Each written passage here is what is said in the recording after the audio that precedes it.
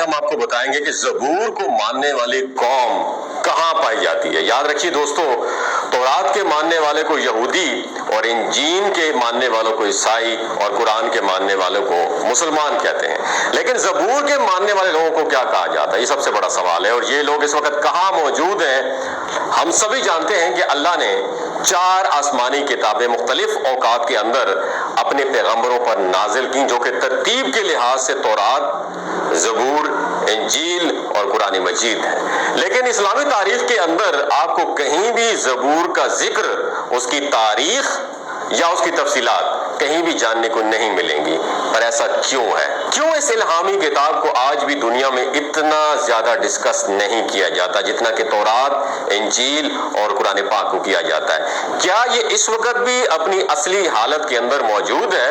اس میں کیا لکھا ہوا ہے یا پھر اس میں کیا کیا موجود ہے؟ آج کی اس ویڈیو میں ہم انہی سوالات کے جوابات جاننے کی کوشش کریں گے، تو رہیے گا میری ویڈیو کے آخر تک، بہت کچھ سیکھنے کو موقع ملے گا آپ کو۔ زبور حضرت داؤد علیہ السلام پر نازل ہونے والی کتاب تھی، جسے سمجھنے سے پہلے اس کی نزول کا وقت اور اس کی ضرورت کو سمجھنا انتہائی ضروری ہے۔ فرعون مصر کی 400 سال کی غلامی میں رہتے ہوئے بنی اسرائیل قوم کو آزاد کروانے کے لیے اللہ نے ان کے اندر اپنا پیغمبر اور رسول حضرت موسیٰ علیہ السلام کو نازل فرمایا، جن پر تورات یعنی پہلی مکمل آسمانی کتاب کو نازل کیا گیا۔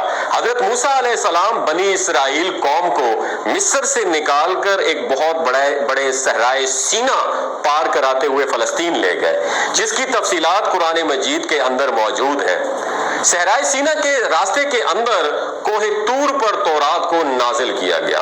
صحرائے سینا کے اندر 10 لاکھ کے قریب بنی اسرائیل کی آبادی کو منو سلوہ کھانے کو ملا۔ بادلوں نے صحرا کی دھوپ سے ان کو بچانے کے لیے ان پر سایہ کیا رکھا۔ پہاڑوں سے پانی کے چشمے جاری ہوئے۔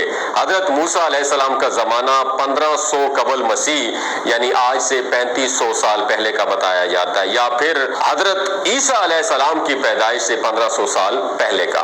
اس وقت فلسطین کے اندر مشرکین کی حکومت تھی۔ حضرت سموئیل علیہ السلام جو کہ اللہ کے نبی اور پہلے اسرائیلی بادشاہ تھے، انہوں نے کافی عرصہ تک بنی اسرائیل پر حکومت کی، اور جب وہ بوڑھے ہو گئے تو انہوں نے اللہ کے حکم سے طالوت کو ان کا بادشاہ مقرر کیا، اور اس واقعے کا ذکر قرآن کریم کے پارہ نمبر 2 میں سورہ بقرہ کی آیت 245 سے 252 کے اندر ملتا ہے۔ حضرت طالوت علیہ السلام نے 1004 قبل مسیح سے 1020 قبل مسیح تک حکمرانی کی، اور اسی وقت کے اندر فلسطینی فوج سے ایک فیصلہ کن جنگ ہوئی۔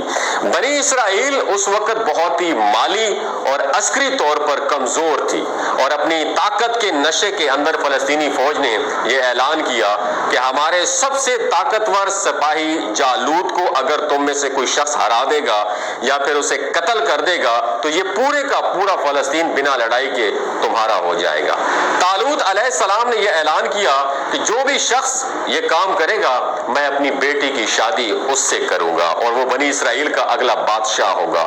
اسی دوران حضرت داؤد علیہ السلام جو کہ اس وقت بکریاں چرایا کرتے تھے سامنے آتے ہیں، اور ایک ہی وار میں اس جوائنٹ کو جہنم واصل کر دیتے ہیں، اور وعدے کے مطابق اب فلسطین بنی اسرائیل کے حوالے کر دیا جاتا ہے۔ اسی فلسطینی فوج سے تابوت سکینہ بھی واپس لے لیا گیا، جس کے اندر حضرت موسیٰ علیہ السلام اور حضرت ہارون علیہ السلام کے تبرکات تھے۔ حضرت طالوت علیہ السلام کی وفات کے بعد حضرت داؤد علیہ السلام بنی اسرائیل کے بادشاہ بنے، اور پھر بیت المقدس کے اندر اپنا دارالحکومت قائم کیا، جس کا نام جبرون ہے، اور اب تک بنی اسرائیل کے اندر شریعت اللہ کا قانون تورات ہی تھا۔ اور داؤد علیہ السلام نے پہلی بار بنی اسرائیل قوم یا پھر یہودی قوم کے لیے باقاعدہ طور پر ایک عبادت گاہ قائم کرنے کی شروعات کی۔ اس سے پہلے یہودیوں کے اندر باقاعدہ طور پر کسی عبادت گاہ کا تصور موجود نہیں تھا۔ یہاں پر تابوت سکینہ کو بھی لا کر رکھا گیا، اور یہ نام اس لیے رکھا گیا کیونکہ یہ عمارت داؤد علیہ السلام کی زندگی کے اندر تعمیر نہیں ہو سکی، بلکہ اس کے بیٹے اور اگلے پیغمبر حضرت سلیمان علیہ السلام نے اسے تعمیر کیا، جس کے نام کی مناسبت سے اسے ہیکل سلیمانی کہتے ہیں۔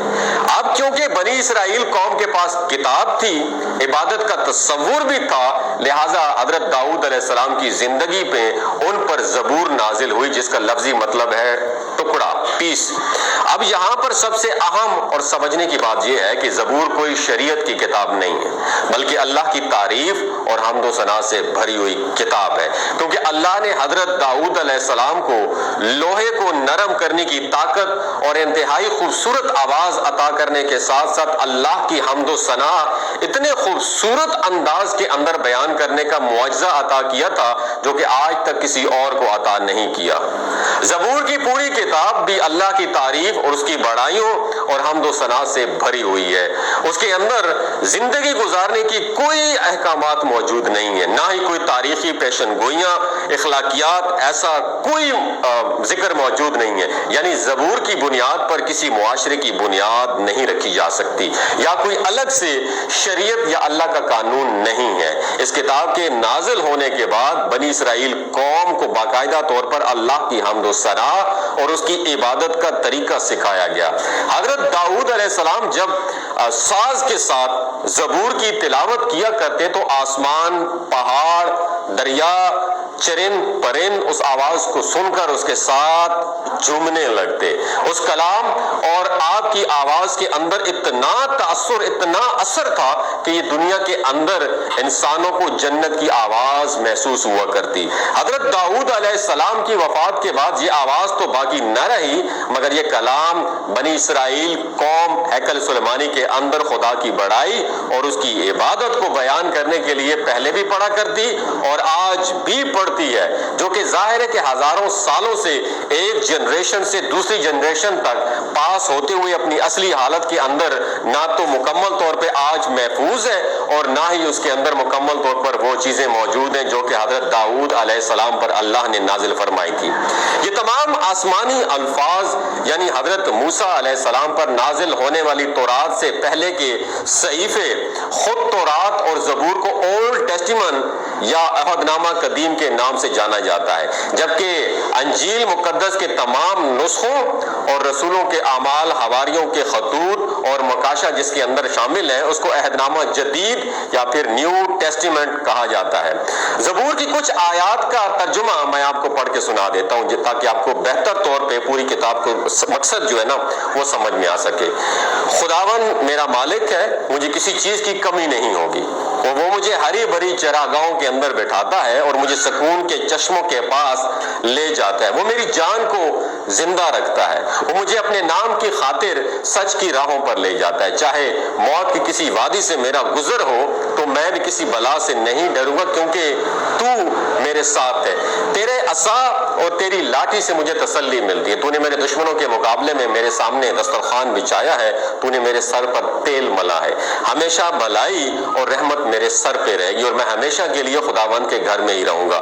پوری زبور دوستو یاد رکھیے اسی طرح سے اللہ کی حمد و ثنا پر مشتمل ہے۔ اس لیے زبور کو شریعت کے طور پر ماننے والا کوئی بھی شخص دنیا کے اندر موجود نہیں ہے، اور نہ ہی اس کا ذکر ایسی آسمانی کتاب کے طور پر ملتا ہے جو کسی ایک فرقے کا قانون ہو، کیونکہ اللہ کی تعریف اور اس کی حمد و ثنا تو دنیا کا ہر ایک مذہب اور اس کا ہر ایک فرقہ کرتا ہے۔ یہ سب کی کامن زبان ہے جس پر کسی کو کوئی اعتراض نہیں ہے۔ حضرت داؤد علیہ السلام اور حضرت سلیمان علیہ السلام کے بعد بنی اسرائیل قوم جادو ٹونے، سود خوری، ظلم اور تورات کی آیات کو پیسے اور اپنے فائدے کے بدلے میں جب بدلنے لگی تو ان کی اصلاح کے لیے انہی میں سے ایک آخری پیغمبر حضرت عیسیٰ علیہ السلام بھیجے گئے، جن کی شریعت بھی تورات ہی تھی، اور ان پر جو کتاب انجیل مقدس نازل ہوئی اس کا موضوع تزکیہ نفس، اخلاق کی اصلاح اور حکمت کا بیان ہے، کیونکہ یہود کے علماء کے اندر اس وقت جو بگاڑ موجود تھا وہ اخلاقی طور پر تھا۔ اس لیے تورات کی باقی تمام شریعت کو بالکل ویسے ہی رکھا گیا، لیکن انجیل کی صورت کے اندر کچھ احکام اللہ نے نازل کر کے ان کی اصلاح کی کوشش کی ہے، لیکن ان لوگوں نے عیسیٰ علیہ السلام کو بھی جھوٹا کہہ کر ان کا بھی انکار کر دیا۔ حضرت عیسیٰ علیہ السلام کی آمد آج سے تقریباً 2000 سال پہلے تھی، اس کے بعد نبوت بنی اسرائیل کے اندر ختم ہو گئی، اور وہاں سے نبوت حضرت ابراہیم علیہ السلام کے دوسرے بیٹے حضرت اسماعیل علیہ السلام کی نسل کے اندر منتقل ہو گئی، اور یہی وجہ ہے کہ یہود اللہ کے رسول صلی اللہ علیہ وآلہ وسلم اور دین اسلام کے شدید مخالف اور دشمن ہیں، کیونکہ اللہ کے رسول صلی اللہ علیہ وآلہ وسلم کی بنو اسماعیل کے اندر آمد سے ان کے خاندانی مذہبی قیادت یا پھر بنو یعقوب کی قیادت آلموسٹ ختم ہو گئی تھی، اور امت مسلمہ کا ٹائٹل بنی اسرائیل سے بنو اسماعیل کی طرف منتقل ہو گیا، اور آج تک ان لوگوں کو اللہ کے فیصلے پر بھی اعتراض ہے۔ اللہ تعالی ہمیں سمجھنے کی اور نیک عمل کرنے کی توفیق عطا فرمائے، آمین۔ اپنا اور اپنے ساتھ جڑے رشتوں کا خیال رکھیے گا۔